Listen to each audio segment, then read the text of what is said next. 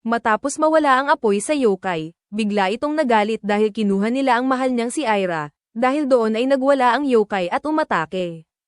Mabilis naman tumakbo sila Okaran at sinabi ni Momo na mayroon siyang plano, habang tumatakbo bigla naman umatake ang yokai mula sa itaas na nakapagpatalsik kay Momo.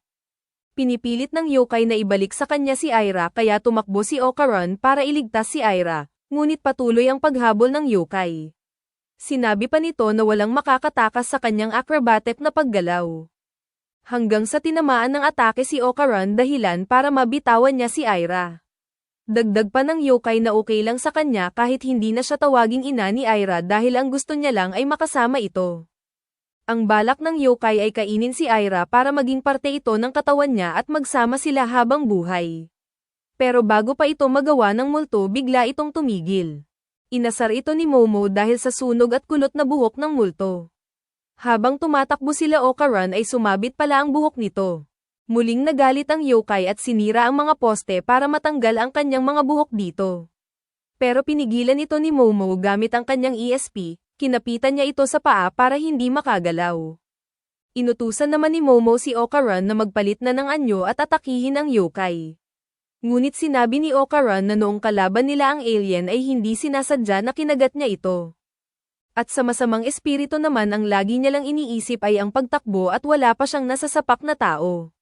Nagalit naman si Momo at sinabi na sipain na lang niya ang yokai na parang soccer. Binato sila ng yokai ngunit agad itong naiwasan nila Momo.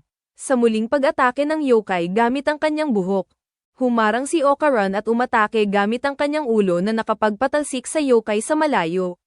Natutuwa naman si Momo sa ginawa ni Okaran. Naiinis naman ang pusa dahil yun lang ang kayang gawin ni Okaran sa kanyang kapangyarihan. Tinanong ni Momo ang pusa kung kailangan pa ba ipa-exercise ang yokai sa kanyang lola.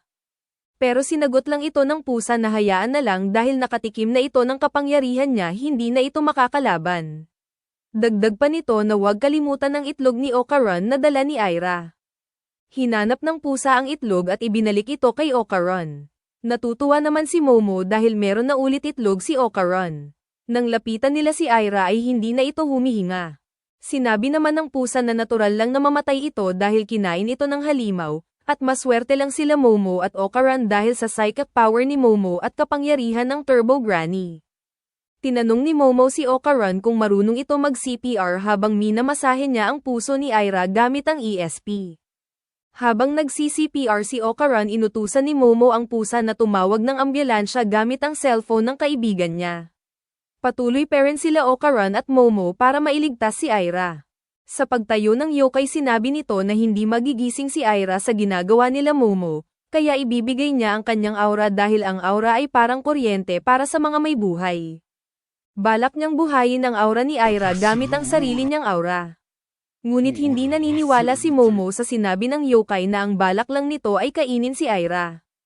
Pero sinagot ito ng yokai na hindi na siya makakakain dahil sa kalagayan niya, na kung hindi pa rin sila maniniwala ay pwede nilang wasakin ang kanyang ulo.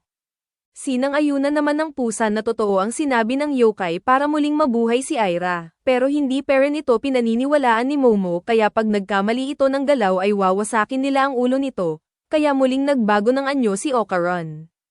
Para magising ang aura nito ay kailangan pagdugtungin ni Momo ang kanilang aura gamit ang kanyang ESP na parang cable ng telepono. Agad itong ginawa ni Momo sabay niya kinapitan ang mga aura nito. Muling naalala ng yokai noong siya ay nabubuhay pa. Isang gabi pag-uwi niya galing sa trabaho. Sinalubong siya ng kanyang anak, masaya silang magkasama habang tinuturuan ang kanyang anak na sumayaw. Naisip niya na ibili ito ng bagong damit, sobra ang saya ng kanyang anak dahil sa regalo ng kanyang ina. Isang gabi may mga lalaki na pumasok sa bahay nila at sinubukan niya itong takasan. Pero nakapitan siya nito at binato sa pinto, kaya nasugatan ang kanyang braso.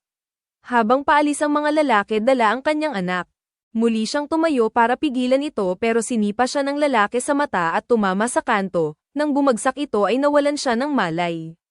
Nang magising ito, tumakbo siya palabas sa pag-aakala na makikita pa niya ang kanyang anak. Habang duguan at nakatayo sa gitna lumapit ang batang si Aira dahil napagkamalan niya na ito ang kanyang ina. Pinaliwanag ng kanyang ama na hindi na babalik ang kanyang ina kaya kailangan niyang maging malakas para maging proud ang kanyang ina sa kanya. Dahil sa kagustuhan niyang protektahan ang kanyang anak ay nagbago ang anyo nito. Nang magising si Aira napaluhod naman si Momo. Inakala naman ni Okaran na may ginawang masama ang yokai kay Momo. Bago pa umatake si Okaran habang umiiyak si Momo pinigilan ito ni Momo. Humingi naman ng sorry ang yokai kay Aira dahil nangako siya na poprotektahan niya ito pero siya mismo ang nanakit kay Aira. Unti-unti naman nasisira ang katawan nito kaya tinanong ni Momo kung anong nangyayari dito. Pinaliwanag ng pusa na kung wala ang aura ay mamamatay siya. Dahil marami itong pinagsisisihan ay hindi makakatwid ang kaluluwa nito, kaya ang mangyayari lang dito ay maglalaho. Makakalimutan ito ng mga buhay pati na rin ng ibang mga espiritu. Tinanong ito ni Momo kung meron ba silang magagawa para makatawid ito. Sinagot lang ito ng pusa na wala silang magagawa dahil sa nilalaman ng puso nito nakasalalay kung makakatawid ba ito o hindi. Tumakbo naman palapit si Aira at niyakap niya ito at tinawag na ina.